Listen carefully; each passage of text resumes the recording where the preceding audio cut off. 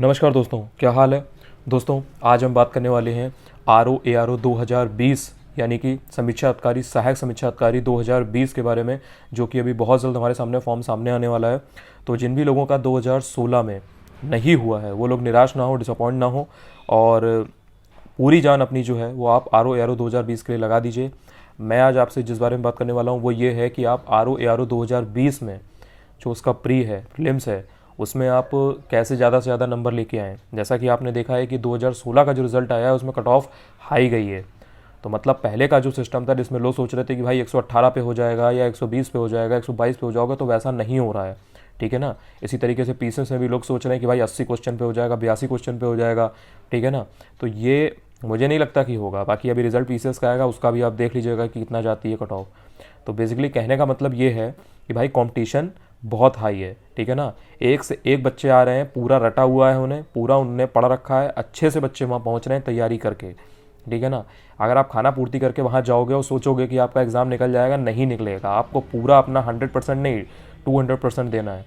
जितनी जान है पूरी लगाओ, तब आपका निकलेगा। क्योंकि कंपटीशन बहुत है, पोस्ट कम होती है, बच्चे अवेयर हैं, रिसोर्सेज की कोई कमी नहीं है, चाहे ऑफलाइन हो चाहे ऑनलाइन हो।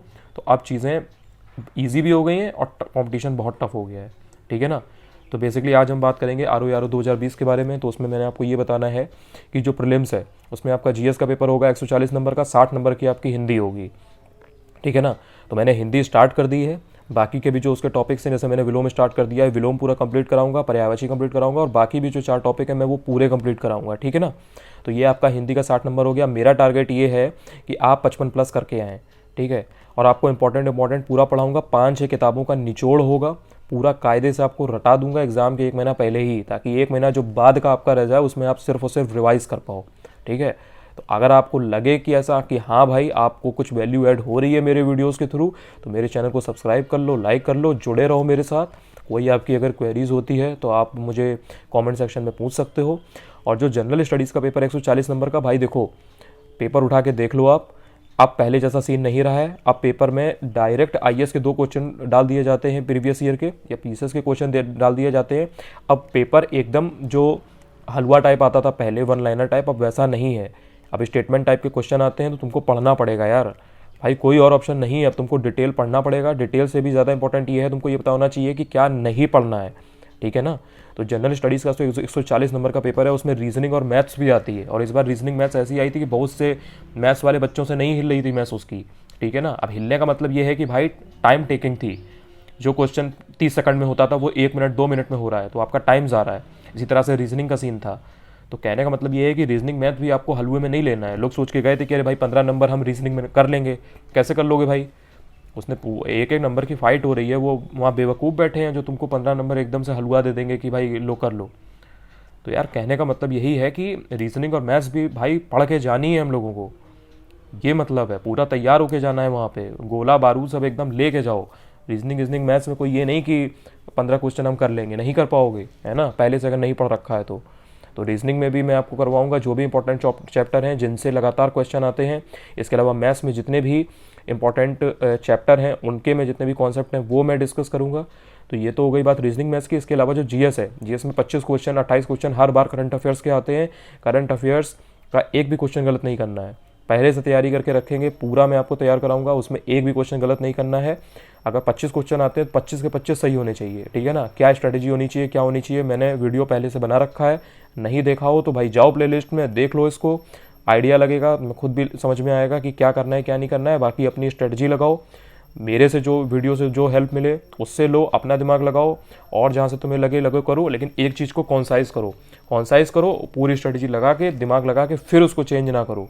ठीक है ना। एक बार अपना शेड्यूल बनाओ, उसको फिर चेंज ना करो, उसमें पूरी जान लगा दो। 25 नंबर का ये हो गया।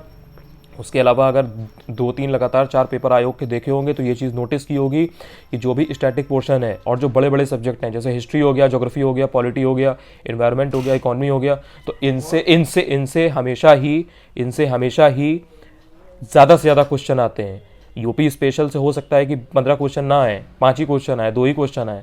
ठीक है ना। जनसंख्या नगरीकरण से हो सकता है कि 2 ही क्वेश्चन आए, हो सकता है 1 भी ना आए। तो आप ऐसा भी नहीं कर सकते कि उसको बिल्कुल पढ़ के ना जाओ, वो तो तुम्हें पढ़ के रखना ही है। अब उत्तर प्रदेश का एग्जाम दे रहे हो तो उत्तर प्रदेश के बारे में पूरा पढ़ा होना चाहिए। मेंस में तो इसका वेटेज और बढ़ गया है, तो वो पढ़ना तुम्हारा बेकार भाई नहीं जाएगा। इस चीज़ को समझो, इस चीज़ को ध्यान दो। इस चीज़ को जनसंख्या नगरीकरण जब 2021 वाला ये आ जाएगा तब 2011 का है वो इतना वैल्यूएबल नहीं रहेगा, लेकिन जब तक नहीं आ जाता है डेटा उसका, तब तक यही आपके लिए एकदम गीता है, बाइबल है, कुरान है, सब कुछ यही है ना। इसी को आपको अपना एकदम पवित्र ग्रंथ समझ के इसको आपको पढ़ना है। तो ये तो हो गई यूपी स्पेशल की बात और जनसंख्या की बात। इसके अलावा अगर हम बात करें तो जो बाकी सब्जेक्ट जैसे हिस्ट्री हो गया, ज्योग्राफी हो गया, पॉलिटी हो गया, यार इसको बिल्कुल तैयार करो अच्छे से। हिस्ट्री ज्योग्राफी और पॉलिटी तो बेस है। पॉलिटी में बिल्कुल डायरेक्ट इजी क्वेश्चन पूछता है, फैक्ट्स पूछता है।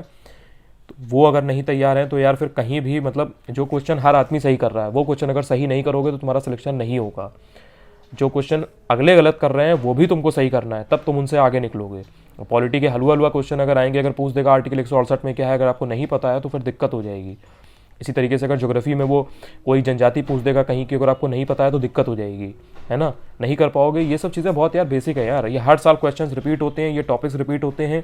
कितना भी आयोग पेपर नया बना ले, लेकिन वो प्रीवियस ईयर क्वेश्चंस की हेल्प लेता ही लेता है। बस इतना होता था कि पहले डायरेक्ट क्वेश्चन उठा के प्रीवियस ईयर पेपर वो इस दे देता था। अब क्या करता है कि प्रीवियस ईयर में जो क्वेश्चंस आए होते हैं वो 3-4 क्वेश्चन जो आए होते हैं उनको मिला के वो आपको एक करके दे देगा, ठीक है ना। अब इसके अलावा हिस्ट्री की अगर बात कर लो तो यार हिस्ट्री में एंशिएंट हिस्ट्री है, मिडिवल हिस्ट्री है, मॉडर्न हिस्ट्री है। मैंने एंशिएंट हिस्ट्री की समरी आपको बता दी है। बाकी जो टॉपिक वाइज पूरी स्टडी है मैं वो उसका पूरा कराऊंगा, चाहे वो इंडस वैली सिविलाइजेशन हो, स्टोन एज हो, मौर्य एज हो, गुप्त एज हो, या जो भारत पर जो विदेशी आक्रमण हुए हैं प्राचीन भारत में, जिसमें सिकंदर आया था, पारसी आक्रमण हुए थे, जो भी था, इंडो ग्रीक आए थे, शक कौन थे, कुषाण कौन थे, जो भी थे, और उनके समय की जो भी खास बातें हैं वो सब मैं कराऊंगा, ठीक है। तो जुड़े रहोगे तो देखते रहोगे तो पता लगेगा कि क्या हो रहा है क्या नहीं हो रहा है। तो चैनल को सब्सक्राइब कर लो ताकि कोई भी वीडियो डालें तो एटलीस्ट में पता तो लग जाए कि हाँ यार ये चीज़ आई है, काम की लगे तो देखो, नहीं लगे तो जहाँ काम की लगे वहाँ भाई देख लो, देख लो, पढ़ते रहो, पहले से निपटा के चलो। ऐसा ना हो कि एग्जाम के 15 दिन पहले लेके बैठ रहे हैं कि भाई एंशिएंट हिस्ट्री पढ़नी है या मॉडर्न हिस्ट्री पढ़नी है। ये मतलब है कहीं से भी करो, पहले से करो, अच्छे से करो, ताकि बाद में 1 महीना सिर्फ रिवाइज कर पाओ, ठीक है ना। मिडिवल हिस्ट्री भी इसी तरीके से है, पूरा मैं कराऊंगा मेन उसमें जो भी है, चाहे वो दिल्ली सल्तनत हो, चाहे विदेशी आक्रमण होंगे जिसमें कि मोहम्मद गौरी आया था, मोहम्मद गजनवी आया था, उसके पहले मोहम्मद बिन कासिम आया था। तो ये क्या है पूरा, कब कौन आया, किसके समय में क्या खास बात थी, फिर दिल्ली सल्तनत आई, फिर उसके बाद में मुगल सल्तनत आई, फिर विजयनगर साम्राज्य तुम्हारा आ रहा है, फिर बहमनी साम्राज्य तुम्हारा हो रहा है, ठीक है ना। तो ये सब चीज़ें पता होनी चाहिए यार। फिर उसके बाद में मॉडर्न हिस्ट्री आ जाएगी। मॉडर्न हिस्ट्री पीसीएस में इस बार इन लोगों ने वेटेज बहुत कम कर दिया था, ठीक है ना। तो ऐसा नहीं है कि मॉडर्न हिस्ट्री पढ़नी नहीं है या आगे के एग्जाम में आएगी नहीं। मॉडर्न हिस्ट्री को पढ़ना है, अच्छे से पढ़ना है। उसमें भी यूरोपीय कंपनियों का आगमन कब हुआ, कब कौन सा एक्ट बना, भारत का संवैधानिक जो इतिहास है वो हमें पूरा देखना है कि हमारा कैसे डेवलप हुआ है कॉन्स्टिट्यूशन। तो वो मॉडर्न हिस्ट्री से पूरा रिलेट करके पढ़ेंगे हम लोग, देखेंगे साथ में कि मॉडर्न हिस्ट्री और पॉलिटिक्स कितना अच्छे से हम लोग कवर कर सकते हैं। तो ये सब चीज़ें हैं। ज्योग्राफी में मैपिंग बहुत इंपॉर्टेंट है, मैपिंग मैं भी पूरा बताने की कोशिश करूंगा, पूरा समझाऊंगा कि क्या है उसमें। मैपिंग अपनी तरफ से पहले भी देखते रहो। और बाकी इसके अलावा जो भी फैक्ट्स होते हैं, फैक्ट्स तो यार पहले से रट के रख लो, ठीक है ना। मतलब हिस्ट्री हो गया, ज्योग्राफी हो गया, पॉलिटी हो गया, इसके जो भी फैक्ट्स हैं वन लाइनर जो पूछता है, जिसमें बहुत ज़्यादा कॉन्सेप्ट नहीं है, उनको पहले से रट के रखो। और अगर लगे कि यार मैं बताऊंगा, मुझसे अगर चाहते हो आप तो बताना यार, तो मैं भी कराऊंगा, ठीक है ना।